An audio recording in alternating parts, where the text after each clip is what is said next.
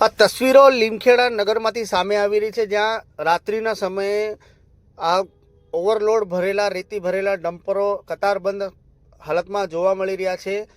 આ મામલે પ્રથમ દ્રષ્ટિએ ખાણ ખનીજ વિભાગ ધૃતરાષ્ટ્રની ભૂમિકામાં હોય તેવું લાગી રહ્યું છે। રાત્રિના અંધારામાં ઓવરલોડ આ રેતી ભરેલા ડમ્પરો ક્યાં જઈ રહ્યા છે, એક પ્રશ્ન ઊભો થઈ રહ્યો છે। નંબર પ્લેટ વિના અને રોયલ્ટી વિના આ રેતીનું ડમ્પરો રાજસ્થાન તરફ બેરોકટો પરિવહન થતું હોવાના હાલ આક્ષેપો થઈ રહ્યા છે। દેવગઢ બારિયાની ઉજ્જવળ અને પાનમ નદીમાંથી મોટા પાયે રેતીનું ગેરકાયદેસર ખનન થઈ રહ્યા હોવાની સ્ફોટક માહિતીઓ બહાર આવી રહી છે। નિયમ મુજબ સાંજે લીઝ બંધ થયા પછી આટલી મોટી સંખ્યામાં રેતી ખનન કોના ઇશારે થઈ રહ્યું છે, એક તપાસનો વિષય છે। રેતીમાંથી પાણી ટપકતા રોડ તૂટવા માંગ્યા છે, સાથે જ અકસ્માતનો ખતરો પણ વધ્યો છે। તંત્રની રહમ નજર હેઠળ રેત માફિયાઓને ખુલ્લો દોર મળ્યો હોય તેવા હવે સ્થાનિકો વાતો કરી રહ્યા છે, આક્ષેપ કરી રહ્યા છે। ત્યારે હવે રેત માફિયાઓ પર તંત્ર લાલ આંખ ક્યારે કરશે, કાર્યવાહી ક્યારે કરશે તે અંગેના સવાલો હવે જનતામાં ઉઠવા પામી રહ્યા છે।